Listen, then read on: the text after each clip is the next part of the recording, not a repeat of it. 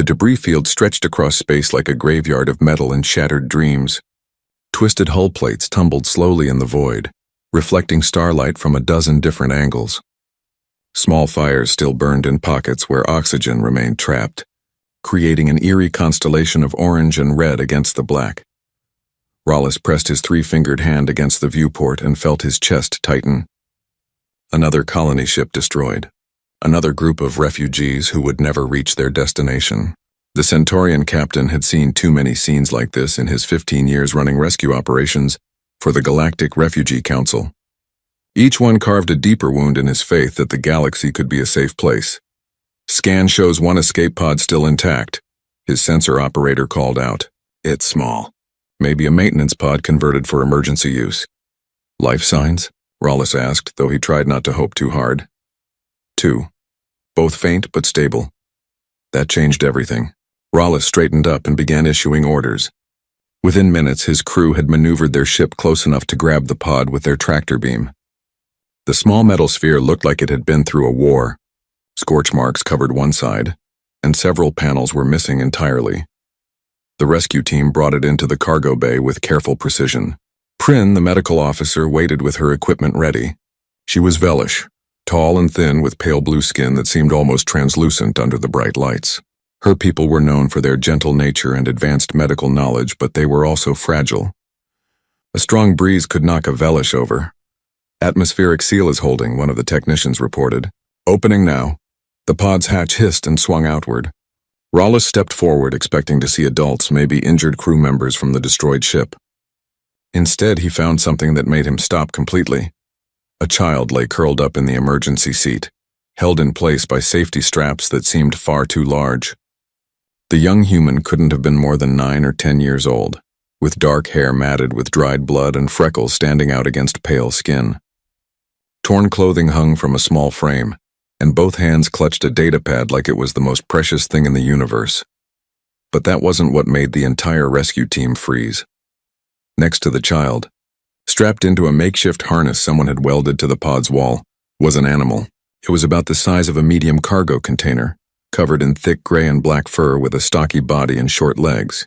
Its face was broad with small eyes, and even unconscious from the pod's emergency sedation system, it looked dangerous. Scars crisscrossed its body, old wounds that spoke of a violent past. What is that? Lieutenant Bray asked.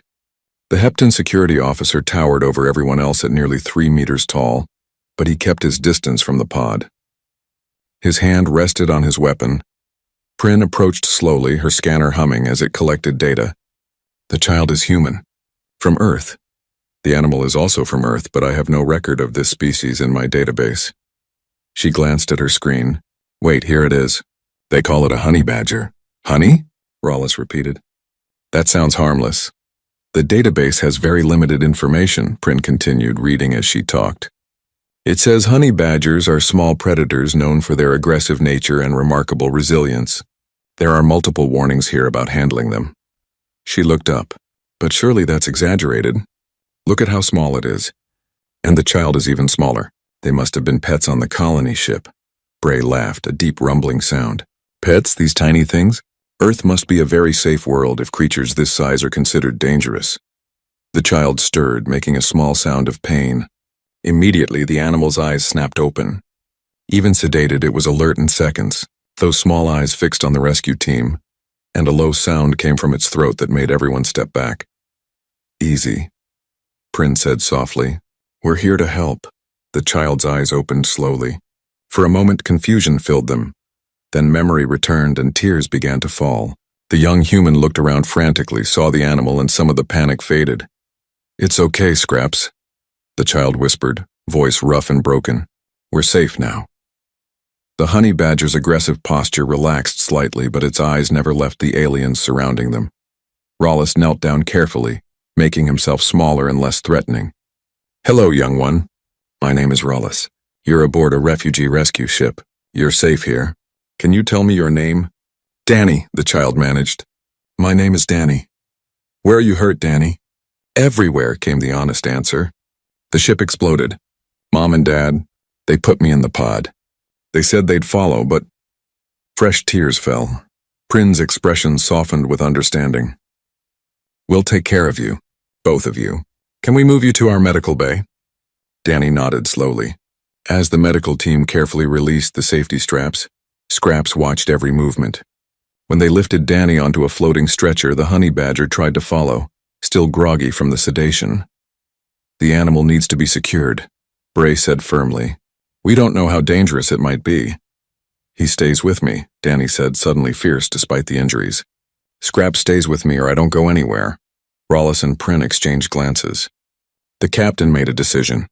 Very well. The animal comes too, but we'll need to keep it sedated until we know more about its behavior. He won't hurt you if I tell him not to. Danny said quietly. Scraps is my friend. They brought both child and animal to the medical bay. Prin worked carefully, treating burns and bruises while Danny drifted in and out of consciousness. Scraps lay on a nearby table, sedated but breathing steadily. The medical scan showed surprising results. Both the human and the honey badger had bone density far above what Prin expected. Their muscle structure was incredibly compact and efficient. This doesn't make sense, she muttered to herself. For creatures this small, they're built like armored soldiers. Hours passed. Danny slept, exhausted beyond measure. Scraps woke once, looked at the child and settled back down as if satisfied that his human was safe. The crew gathered outside the medical bay, talking in hushed voices about the orphaned child and strange animal they'd rescued. What do we do with them? One crew member asked. Take them to the nearest human outpost, I suppose, another replied. Poor thing. So small and helpless. Rollis listened but said nothing. Something about the way that animal had looked at them bothered him. Those weren't the eyes of a pet. Those were the eyes of something that knew how to survive. Late in the ship's night cycle, alarms began to sound. The sensor operator's voice came over the communication system, tight with fear. Captain, we have a problem. There's a ship approaching. It's broadcasting pirate identification codes. Rollis felt ice form in his stomach. He recognized those codes. It was the same raider group that had destroyed the colony transport. They'd come back to pick through the wreckage, looking for salvage and survivors to sell. In the medical bay, Danny's eyes opened in the darkness, hearing the alarms. The child's hand reached out and found Scraps' fur. The honey badger was already awake, aware of the danger before any alarm had sounded. Not again. Danny whispered into the dark. Please, not again. But the pirates were already preparing to dock with the rescue ship, and the crew of the Mercy of Stars had no idea what was coming. Red emergency lights painted everything in shades of blood. The alarm's wail echoed through the corridors of the Mercy of Stars, and crew members ran to their emergency stations. Most of them had never been in real danger before. Rescue work was supposed to be safe, protected by galactic law and common decency. Pirates weren't supposed to attack medical vessels, but these pirates didn't care about laws. Rollis stood in the command center, watching the approaching ship grow larger on his screens. It was a Krell raider vessel, ugly and efficient, covered in weapons and scarred from countless battles. The Krell were reptilian creatures who built their entire culture around taking what they wanted from those too weak to stop them. They're hailing us, his communication officer said, voice shaking. Put them through. A face appeared on the screen that made several crew members gasp. The Krell captain was massive, with scales the color of old bronze and eyes that held no mercy. When he spoke, his teeth showed sharp and numerous. Refugee ship, you are in our salvage zone. You will transfer all recovered materials and survivors to us immediately. Resist and we will take them anyway, along with your ship. Rollis felt his throat go dry. This is a protected medical vessel. You can't. We can, the Krell interrupted. And we will. You have 10 minutes to prepare for docking. The screen went dark. Silence filled the command center for a heartbeat, then everyone started talking at once. Bray wanted to fight. Others wanted to run. Some suggested hiding the survivors and claiming they found nothing in the debris field. We have to protect the refugees, Prin said firmly. She'd come from the medical bay, leaving Danny in the care of her assistant, especially the child. You know what the Krell do with younglings. Everyone knew. The Krell sold children to various parts of the galaxy, to people who valued exotic slaves and trophies. A human child would be worth a fortune on the black market simply because humans were so rare in this part of space. Secure all refugees in the protected compartments, Rollis ordered, hating how defeated he sounded. Maybe we can negotiate. Maybe they'll just take the salvage and leave. Bray moved quickly. gathering crew members to escort all the rescued refugees deeper into the ship where reinforced doors might slow the pirates down. When he reached the medical bay, he found Danny sitting up in bed, wide awake and alert despite the injuries. "You need to come with us," Bray said, trying to sound gentle. His people weren't known for gentleness, but he could try. "We're moving everyone to safety." "They're the same ones," Danny said quietly. "The same pirates who destroyed our ship. I recognize that vessel type. All the more reason to hide you away. Come on." Danny slid out of the bed, moving stiffly. Scraps immediately jumped down as well, staying close to the child's legs. The honey badger's posture was different now, no longer groggy or confused. Every muscle was tense and ready. "The animal needs to be sedated again," Bray said. "We can't risk it causing problems if the pirates board us." "No," Danny said simply. "Child, I don't think you understand the danger." "I understand perfectly." Danny's voice was steady now, older than it should have been. "You're scared. Your whole crew is scared, but you don't understand what you have on this ship." Bray stared down at the small human. "What are you talking about?" "Scraps and me. We're from Earth. Yes, we know that." "What does—" "Earth is a death world," Danny continued, and something in those young eyes made the huge security officer pause. "Our planet tried to kill us every day. Everything there is stronger, faster, more dangerous than it should be. We survived because we learned to fight back." Before Bray could respond, Scraps suddenly tensed and made a low growling sound. The honey badger's attention was fixed on the corridor outside the medical bay. "They're boarding already," Danny said. "I can hear them." Bray listened and heard nothing. His species had excellent hearing, better than humans according to all the databases. But Danny seemed certain, then faintly he heard it too. Metal on metal. Cutting tools. The pirates weren't waiting for permission. They were forcing their way in. "We need to move now," Bray said, reaching for Danny's arm.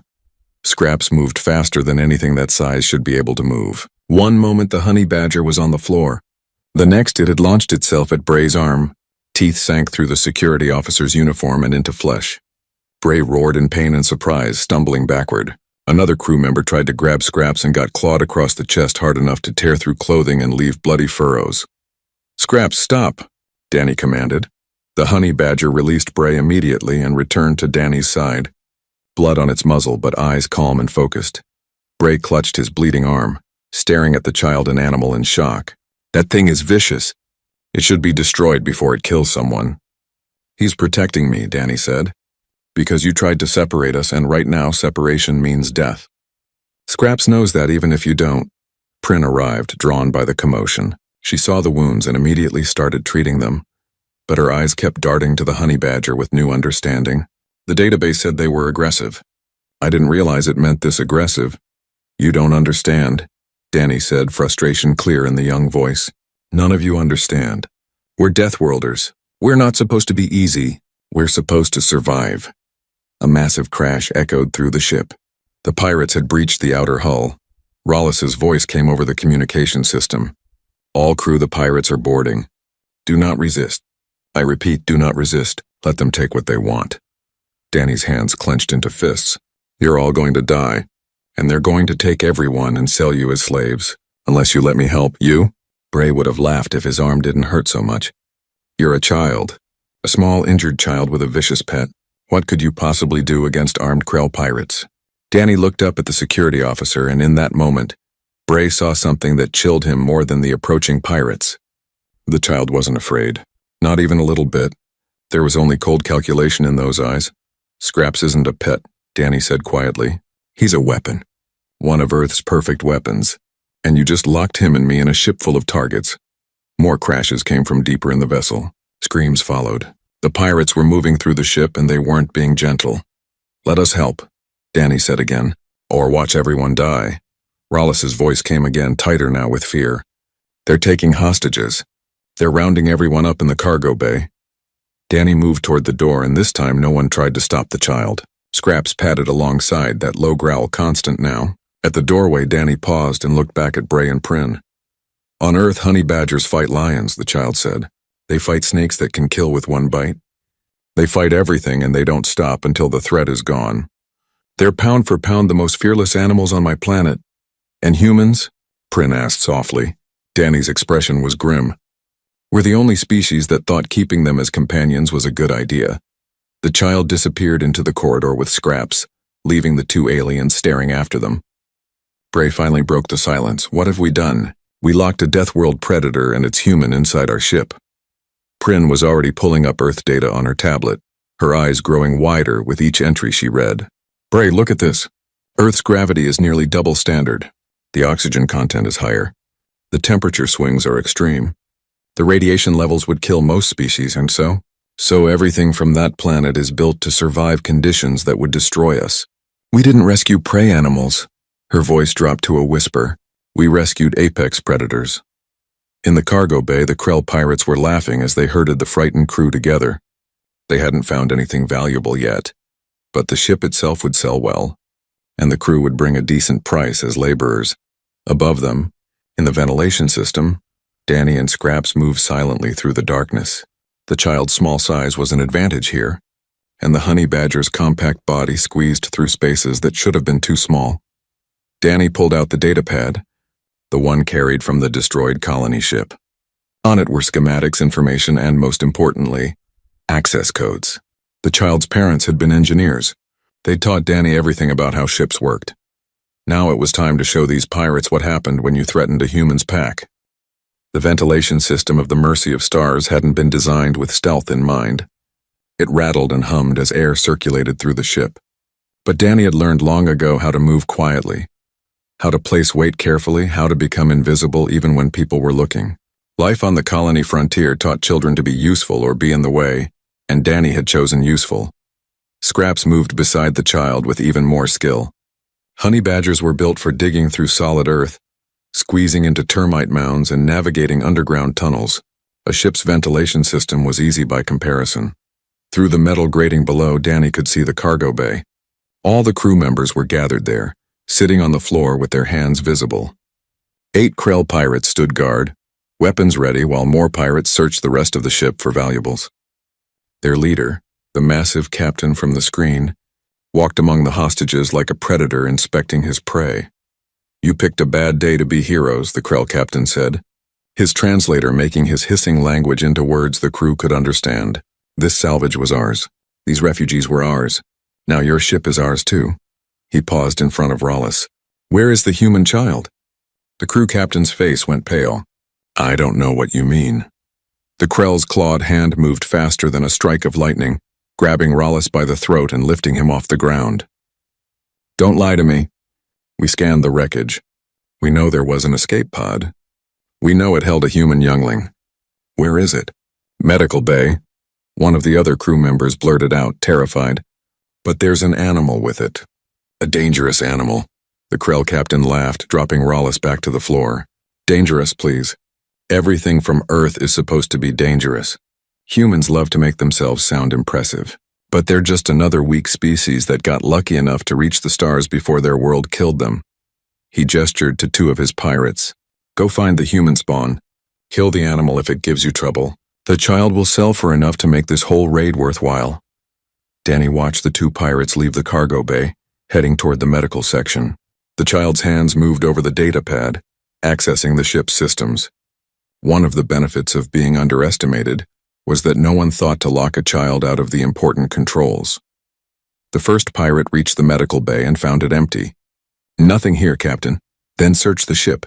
It's a child, not a trained infiltrator.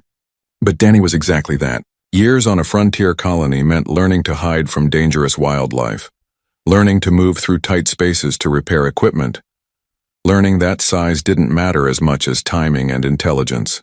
The child had been preparing for this moment since the alarm first sounded. A pirate walked beneath the ventilation grate where Danny crouched. The Krell was big, covered in weapons, and completely confident. He never thought to look up. Danny pressed a command on the datapad. The grate unlocked and fell, striking the pirate in the head hard enough to stagger him. Before he could recover, Scraps dropped from above like a fury-coated missile. The honey badger's claws found purchase on the pirate's back, and teeth sank into the soft spot where the reptilian's neck met his shoulder. The Krell screamed, a sound of shock and pain. He tried to reach back and grab the animal, but Scraps was already moving, biting and clawing with a speed that seemed impossible. In nature documentaries, honey badgers fought cobras and won. They attacked lions that got too close. They never ever backed down. This Krell pirate was just another threat to eliminate. Danny dropped down next, landing in a role that the child's parents had taught for fun. It wasn't fun anymore. It was survival. The pirate's weapon had fallen to the floor. Danny grabbed it, finding it too heavy to lift properly. Instead, the child dragged it into the nearby equipment room and sealed the door. The pirate was still struggling with scraps, blood flowing from multiple wounds. The honey badger's thick skin and loose hide made it nearly impossible to grab properly. Every time the Krell got a grip, Scraps just twisted and bit again. Finally, the pirate managed to throw the animal against a wall. Scraps hit hard but immediately rolled back to his feet, ready for more. The wound in the Krell's neck was serious. He stumbled, trying to call for help, but his communication device had been damaged in the fight. Danny stepped out of the equipment room, now holding a much smaller tool. It was just a maintenance torch, but in the child's hands it looked like a weapon. "Leave," Danny said quietly. "Leave this ship and these people, or I'll show you what Earth really means." The pirate laughed, even though blood dripped from his wounds. "A human child with a torch? You think that scares me?" He lunged forward, claws extended. Danny was already moving, smaller and faster. The torch's flame caught the pirate's arm, burning through scales. More importantly, it hit his ammunition belt. The chemical reaction was immediate and violent. Small explosions rippled across the pirate's body, not enough to kill, but more than enough to send him running back toward the cargo bay, screaming for help. In the cargo bay, the Krell captain's head snapped up at the sound. "What's happening out there?" The burned pirate stumbled through the door, his armor smoking and his body covered in burns. The human child attacked us, and there's something wrong with that animal. It won't stop. It doesn't feel pain. It just keeps attacking." The captain stared at his injured crew member in disbelief. "You let a child and a pet do this to you?" "It's not a pet," the pirate gasped. "It's a monster." The ship's communication system crackled to life. Danny's young voice filled every speaker throughout the vessel. "Krell pirates, this is your only warning. Leave this ship now. Leave these people alone. Go back to your vessel and never return." The Krell captain's eyes narrowed. "Or what, little human? You'll scratch us with your tiny claws?" There was a pause, and when Danny spoke again, the voice was colder. "Or I'll teach you why humans are called apex predators." The captain laughed and gestured to 4 more of his pirates. "Go find that child. Bring it to me. I want to see this fearsome human with my own eyes before we sell it." The pirates moved out in pairs, weapons ready, more cautious now after seeing what happened to their comrade. They moved through the corridors of the Mercy of Stars like trained soldiers, checking corners and covering each other's movements. They never heard Danny coming. The child had lived on a frontier colony where dangerous animals hunted in the night. Moving silently was second nature. When the first pair of pirates passed beneath an access panel, Danny was already there. A container of caustic cleaning solution, the kind used to strip old paint from hull plates, tipped and poured down on them. Their screams filled the corridor. The chemicals burned through their protective scales, and they fled back toward the cargo bay, temporarily blinded and in agony. The second pair of pirates learned from this and stayed away from access panels. But Danny had more tricks. The child led them through corridors and into the engineering section, where the ship's systems were exposed. Scraps appeared from a side passage, driving the pirates toward a specific section of floor. Danny hit a command on the data pad and the floor panels opened. It was just a maintenance pit, only 2 meters deep, but it was filled with coolant fluid. The pirates fell in, cursing and struggling in the thick liquid that made movement nearly impossible.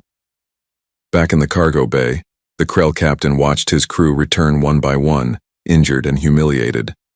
His confidence was beginning to crack. "It's one child. A human child barely large enough to reach my knee. How are you all failing to catch one child?" Prin, still sitting with the other hostages, spoke up quietly. "Because you don't understand what you're facing." Silence. The captain roared, but Prin continued, her voice steady despite her fear. "I've been reading about Earth. It's not just a dangerous world. It's a nightmare world. The gravity would crush most of us. The radiation would kill us. The predators there don't just hunt for food. They hunt for sport. They hunt for territory. They never stop. And humans?" the captain asked mockingly. "Humans are the apex predators of a world full of apex predators. Prin said. They're not the strongest or the fastest or the most venomous, but they're the smartest. They plan, they use tools, they adapt. And most dangerous of all, they protect their pack with absolute ferocity. That's just a child, the captain said, but his voice had less certainty now. That child has already injured 6 of your trained soldiers, Prin replied. What do you think will happen when it stops playing defensive? The Krell captain opened his mouth to respond, but Danny's voice came over the speakers again. Last chance. Leave now. Never, the captain shouted at the ceiling. You're trapped on this ship with us, little human. We'll find you eventually. Danny's response was quiet and chilling. You're wrong about one thing. You're not trapped in here with me. There was a pause and the lights in the cargo bay flickered. I'm trapped in here with you. The emergency systems engaged. Atmospheric scrubbers kicked into a different mode, one designed to reduce oxygen in case of fire.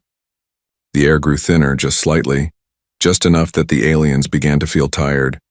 But Danny, raised in Earth's thicker atmosphere, felt nothing at all. And somewhere in the darkness of the ship's corridors, Scraps prowled, hunting the hunters, showing them what it meant to face a creature that feared nothing.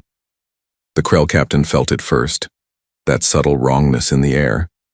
His lungs worked, harder to pull in oxygen that wasn't quite as rich as it should be. Around him, his crew members started breathing heavier, moving slower. The hostages felt it too, their faces showing confusion and growing panic.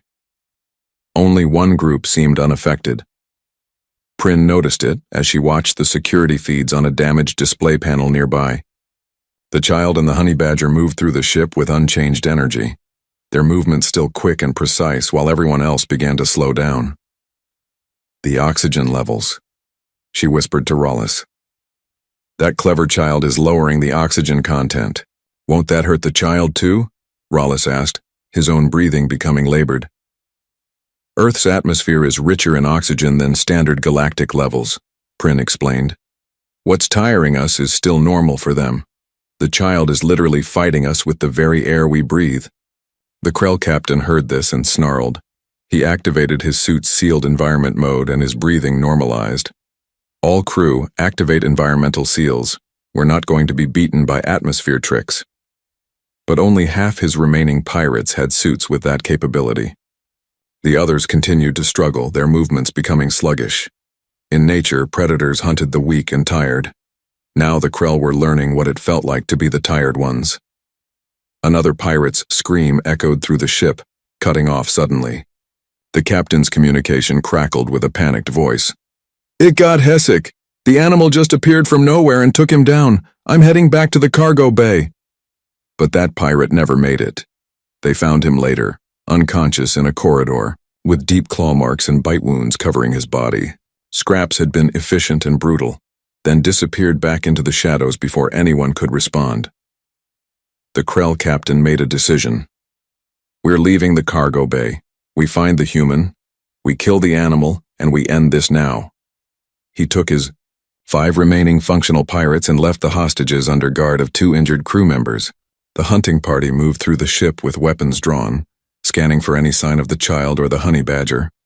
They were trained soldiers, experienced raiders who had boarded hundreds of ships. One human child shouldn't have been able to stop them. Yet corridor after corridor was empty. Systems sparked and failed as they passed, evidence of sabotage. Emergency doors sealed behind them, forcing them to take longer routes. Someone had turned the ship itself into a weapon against them. This is impossible, one pirate muttered. The child is 9 years old. How does it know how to do all this? Danny, listening through tapped communication lines, almost laughed. 9 years old on a frontier colony meant 9 years of learning to survive. It meant helping parents repair life support systems when they failed. It meant understanding that one wrong wire could kill everyone in the habitat. It meant growing up fast because the universe didn't care about childhood. The Krell captain reached a junction where 3 corridors met.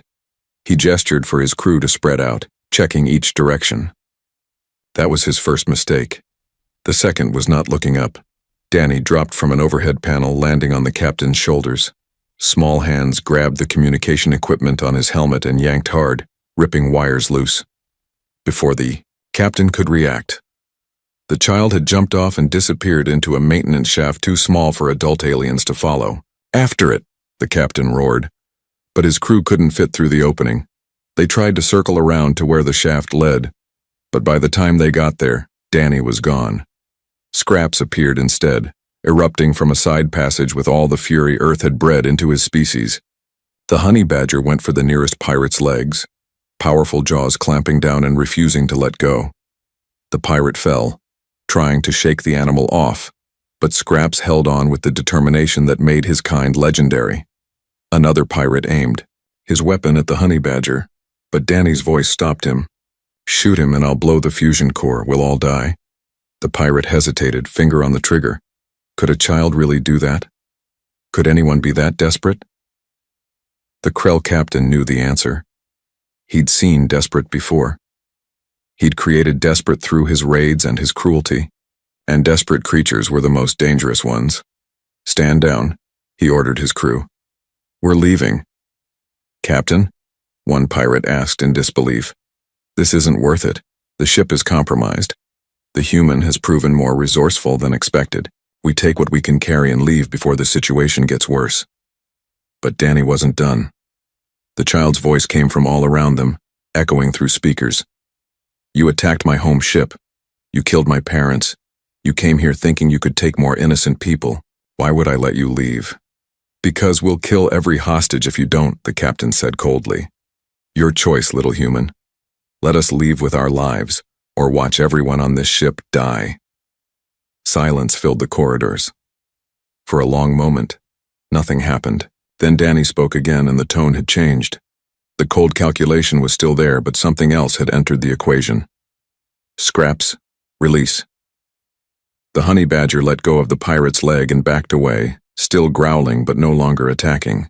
The pirate scrambled backward, blood streaming from multiple puncture wounds. "Go back to your ship," Danny said. "Take your crew and leave. But know this. If you ever attack another refugee vessel, if you ever harm another innocent person trying to find safety, I will find you. I'll grow up. I'll get stronger. And I'll hunt you down." The Krell captain laughed, trying to sound confident. Bold words from a child. "I'm a human child," Danny corrected. "From Earth. From a world that tried to kill me every single day. I survived that. I'll survive you. Will you survive me?" The captain's laughter died. Something in those words, spoken in that young but unwavering voice, cut through his bravado. He'd raided hundreds of species. He'd terrorized thousands of victims, but he'd never felt hunted until now. "Move out," he ordered his crew. Back to the ship. They retreated through the corridors, weapons ready, expecting attack at any moment. But Danny let them go, watching from hidden vents and access panels. The child wasn't stupid. Fighting was only useful if you could win. Right now, letting them leave was the smart choice. The pirates reached the cargo bay and grabbed their 2 injured crew members. The hostages watched in confusion as the raiders suddenly fled, no longer interested in slaves or salvage. But as they crossed back to their own vessel, the Krell captain triggered one final command. A dead switch, hidden and prepared for situations just like this. If he couldn't have the ship and its treasures, neither could anyone else. Deep in the Mercy of Stars engine section, a device began counting down. The captain's voice came over one last transmission, filled with spite. "You win today, human child, but you'll die anyway. I've left you a present, a bomb in your engine core. You have 10 minutes before it turns your ship into dust. Not even a Deathworlder can survive explosive decompression." The pirate vessel detached and began moving away, leaving the rescue ship floating in space with death ticking away in its heart. In the cargo bay, panic erupted among the crew and hostages. 10 minutes to evacuate, but their escape pods had been damaged in the initial boarding. There was nowhere to run. Rollis tried to take command, tried to organize something, anything. But what could they do? The bomb was hidden somewhere in the massive engine section. They'd never find it in time, and even if they did, none of them knew how to disarm Krell explosives. Then Danny's voice came over the speakers, still calm despite everything. "Captain Rollis, I need you to access the engine schematics and send them to my datapad." "Child, you can't possibly—" "I can," Danny interrupted, "and I will, But I need those schematics now, please. Prin looked at Rollis. The child has earned our trust. Give Danny what's needed. Rollis's fingers shook as he pulled up the files and transmitted them. On security feeds throughout the ship, they watched Danny sprint toward the engine room with Scraps running alongside.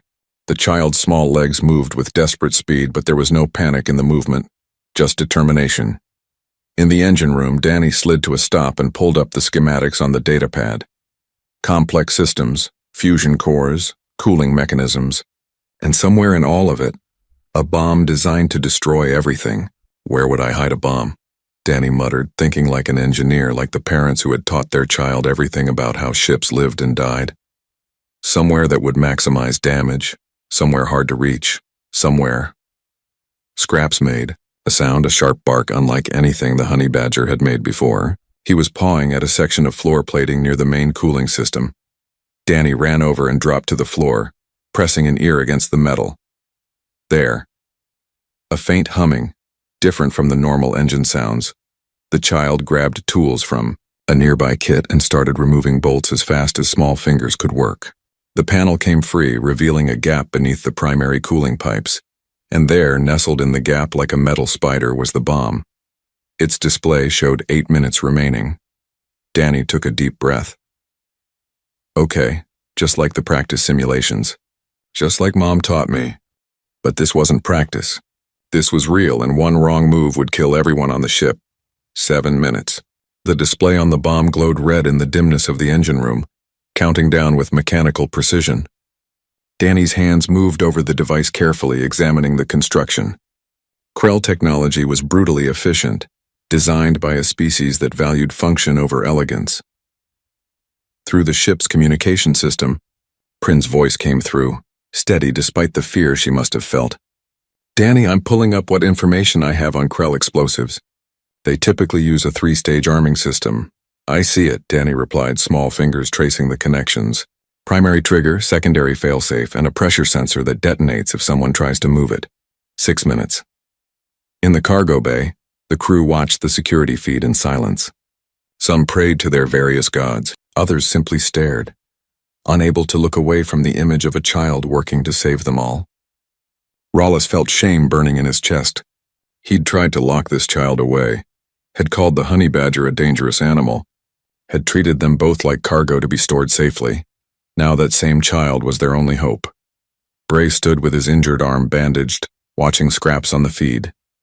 The honey badger sat next to Danny, perfectly still, as if he understood the importance of not distracting the child. Every few seconds, those small eyes would scan the room, checking for threats, protecting his human even now. I was wrong, Bray said quietly. That animal isn't vicious. It's loyal. Everything it did was to protect Danny. 5 minutes. Danny's hands worked steadily, removing the outer casing of the bomb. Inside was a maze of wires and components, all color-coded in Krell fashion. The child's parents had taught basic explosives disposal, part of frontier colony life where old mining charges sometimes needed to be made safe. But this was more complex than anything Danny had practiced on. Prin, which wire connects the primary trigger to the power source? The medical officer frantically searched her database. According to this, it should be the thick copper-colored one on the left side. Danny found it, then paused. Something didn't look right. The wire's position didn't match the schematic Prin described. Either the database was wrong or this bomb had been modified. 4 minutes. Danny? Prin's voice carried worry now. Wait. The child leaned closer, examining the connections. Years of watching parents repair delicate systems had taught Danny to see patterns, to understand how things fit together. The Krell were warriors, but they were also practical. They wouldn't make their own bombs too complicated to maintain. There. A secondary wire almost hidden that bypassed the primary trigger. If Danny cut the obvious wire, this hidden one would detonate the bomb immediately. It was a trap for anyone who thought they were clever. 3 minutes. Danny's fingers moved to the hidden wire instead, but it was positioned beneath a pressure plate. Touching it wrong would trigger the same result. The child needed something to hold the plate stable while cutting the wire. Scraps, hold. The honey badger moved forward at the command, placing one paw on the pressure plate exactly where Danny indicated. Steady pressure, not too much, not too little. The child had trained with Scraps for years, teaching the honey badger dozens of commands that helped with daily tasks on the colony.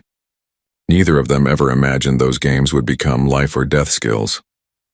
2 minutes. With Scraps holding the plate steady, Danny carefully positioned a cutting tool on the hidden wire. One clean cut, no hesitation. The wire separated, and for a heartbeat, nothing happened. Then the bomb's display flickered, and the countdown stopped at 1 minute and 47 seconds. In the cargo bay, crew members who had been holding their breath finally exhaled. Some started crying. Others laughed in relief. But Danny wasn't finished. A stopped countdown didn't mean a disarmed bomb. It just meant the timer wasn't working.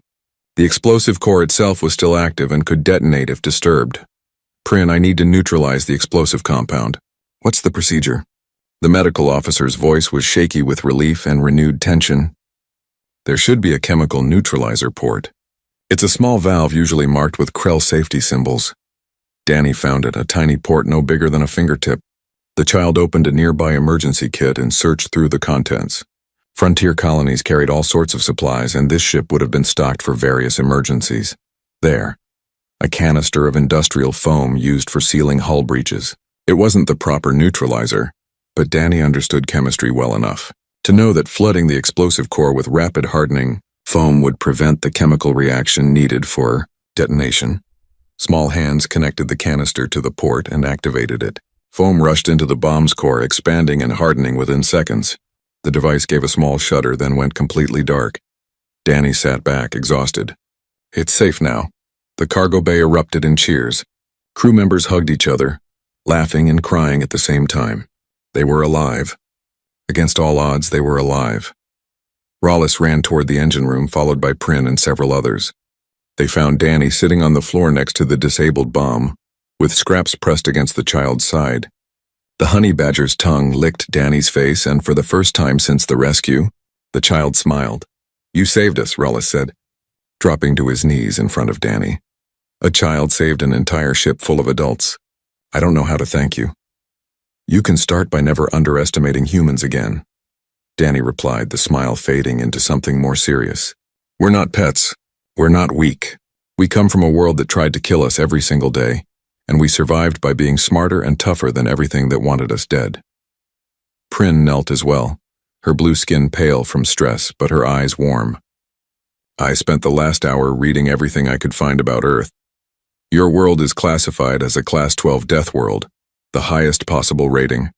Your planet's gravity would crush most of us. The radiation levels would kill us in days. The predators there include creatures that hunt simply for the joy of it. And humans? Bray asked, joining them with his bandaged arm. Humans are the only species to ever become the dominant life form on a Class 12 death world. Prin continued. Not through strength or speed or natural weapons, but through intelligence, adaptability, and the ability to work together. They're pack animals like your honey badger here, but with tool-using intelligence. Danny stood up slowly, feeling every bruise and injury from the past day. Scraps isn't like me. He's better. Honey badgers don't know how to give up. They don't understand fear the way other animals do. You can hurt them, but you can't stop them. As if to prove the point, Scraps trotted over to Bray and sniffed at his bandaged arm. The security officer tensed, but the honey badger simply made a soft sound and moved on, as if apologizing for the earlier violence. We need to get you to the medical bay, Prin said to Danny. Your injuries? I'm okay, Danny interrupted. But Scraps needs checking. He took some hits during the fight. Of course, Prin smiled. Medical attention for both of you. They walked back through the corridors of the Mercy of Stars together, this strange group of aliens and one human child with a honey badger companion. Crew members they passed stopped and bowed their heads in respect. Some touched Danny's shoulder gently, whispering thanks. In the medical bay, Prin examined both Danny and Scraps thoroughly. The honey badger had several injuries that would have killed most creatures his size, but he showed no signs of distress. His thick skin and loose hide had protected vital organs, and his pain tolerance was remarkably high. Incredible, Prin muttered as she worked. His biology is almost designed for combat. Thick skin, loose hide that prevents grasping, powerful jaws, high pain tolerance. It's like evolution specifically created a perfect fighting machine. That's what happens on Earth, Danny said quietly. Everything there has to be able to defend itself. Even the prey animals are dangerous.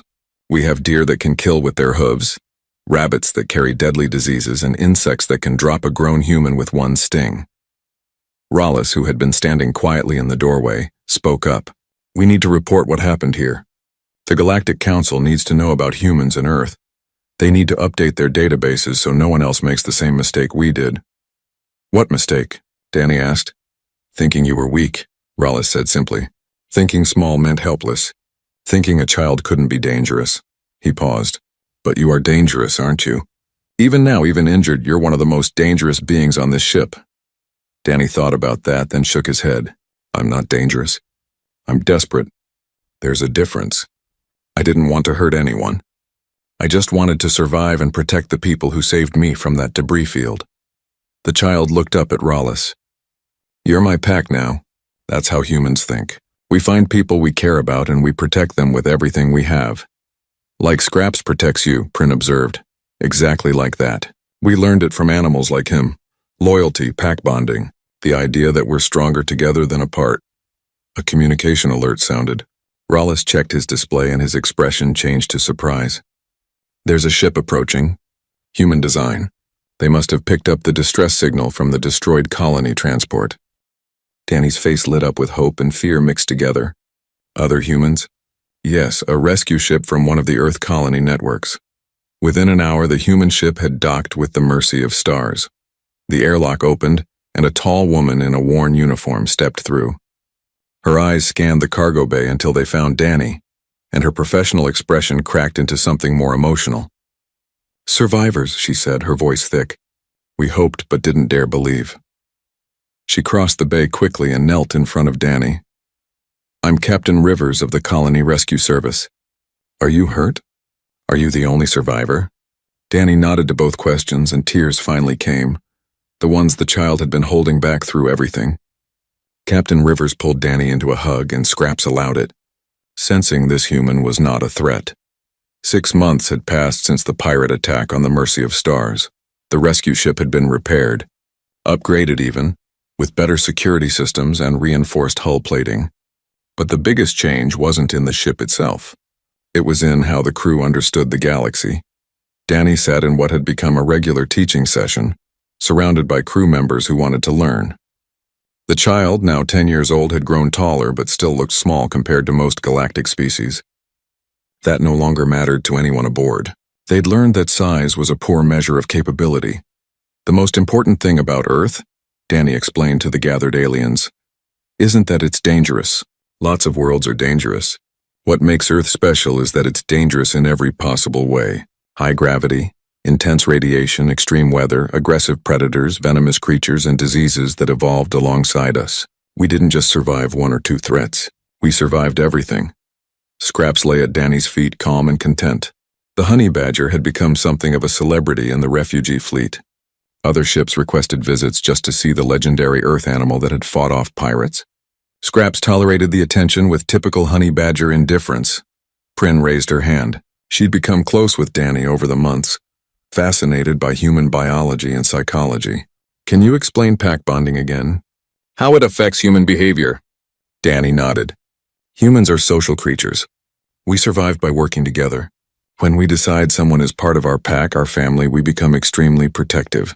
It's not just about blood relations. It's about who stands with us, who helps us, who we trust. Like how you view this crew, Rollis observed from the back of the room. Exactly. You saved me from that debris field.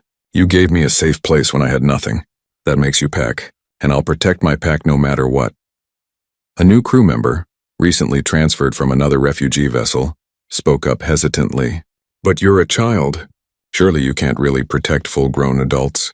The older crew members exchanged glances and small smiles. They'd learned better than to underestimate Danny. Show them the training recording from last week, Bray suggested. Prin pulled up a video on the main display. It showed Danny running through an obstacle course designed for security training. The child moved with practiced efficiency, using size as an advantage, squeezing through gaps that larger beings couldn't fit, climbing with the easy confidence of someone who'd spent years in variable gravity environments. But the most impressive part came when Danny reached the combat simulation. Against a holographic opponent twice the child's size, Danny used tactics that made the new crew members' eyes widen. Dodging, using the environment, targeting weak points, never trying to match strength against strength but instead using intelligence and speed. "Deathworlders don't fight fair," Danny said as the recording played. "Fair means equal chance of winning. We fight to survive, which means using every advantage we have." The recording ended with Danny's holographic opponent defeated. The new crew member looked at the child with new respect and maybe a touch of fear. "Don't be scared," Danny said gently. "I would never hurt anyone on this crew. You're pack. But it's important that you understand what humans are capable of, so you can work with other humans you might meet."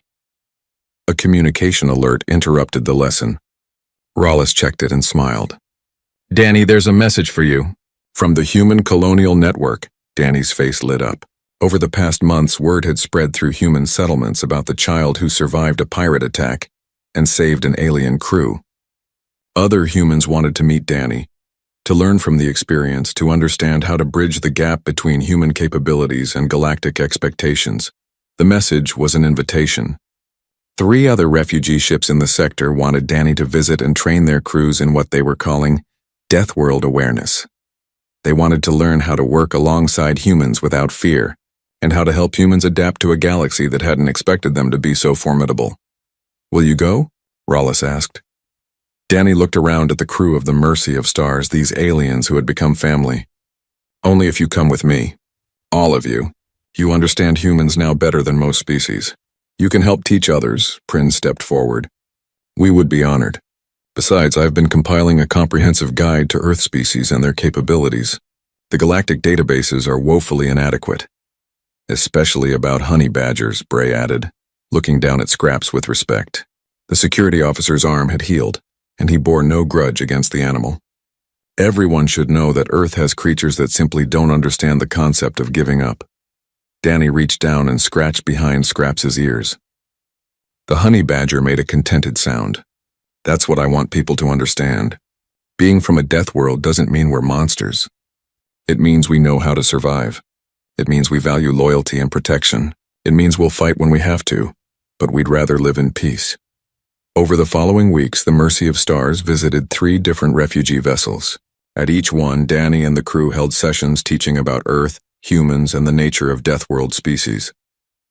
They showed recordings of the pirate attack not to boast, but to demonstrate what panic and misunderstanding could lead to. "If you meet a human," Danny would tell each new audience, "don't assume they're weak because they're smaller than you. Don't assume they're aggressive because they come from a dangerous world. Talk to them. Learn from them.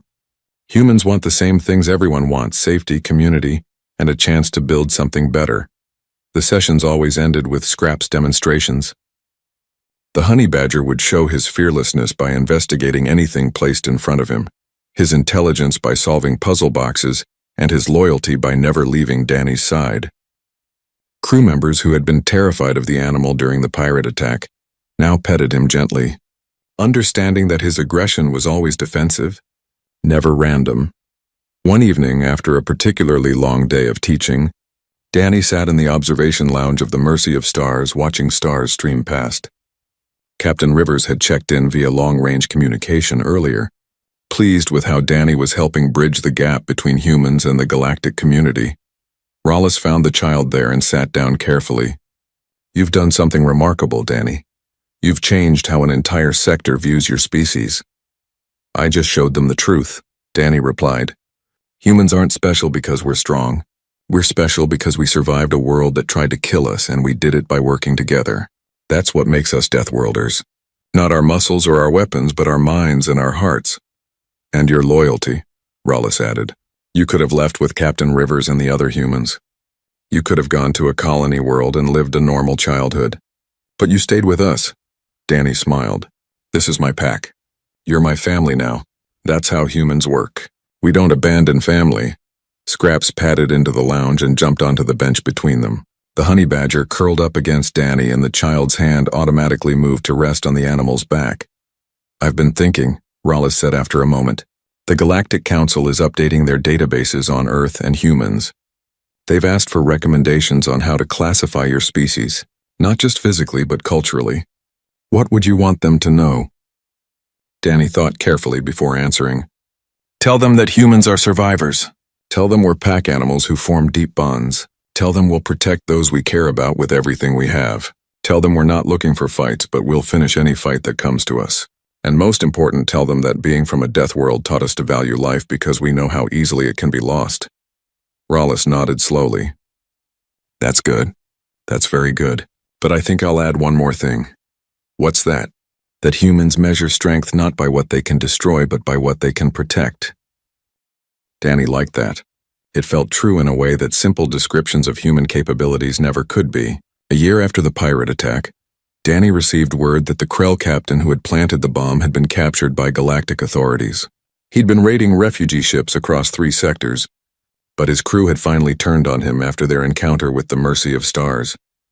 They claimed their captain had become paranoid, constantly checking for small humans in the ventilation systems, jumping at shadows. One of his former crew members had sent a message to Danny through official channels. It was simple. You were right. We should have left peaceful people alone. We learned what Deathworlder really means. Danny never responded to that message. There was nothing to say.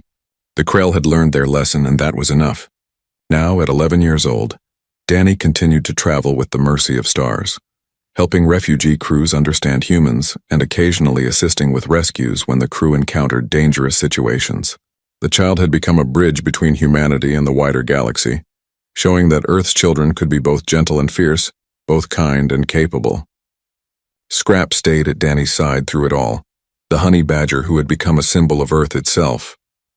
Fearless, loyal, impossible to stop, and utterly devoted to protecting his pack.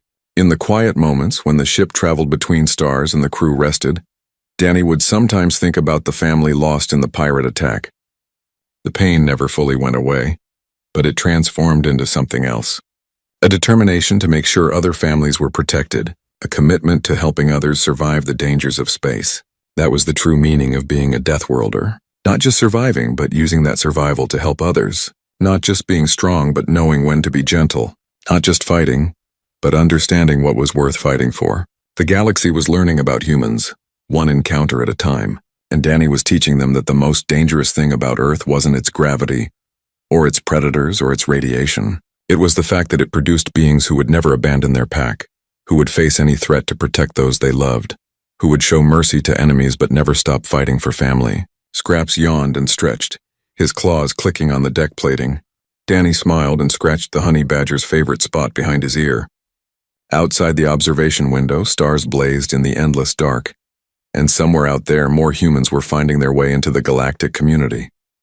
They would face challenges, misunderstandings, and probably more than a few conflicts, but they would survive and thrive, because that's what Deathworlders did. And when people asked what made humans special, Danny would tell them about a honey badger who taught a child that the size of your body didn't matter nearly as much as the size of your heart.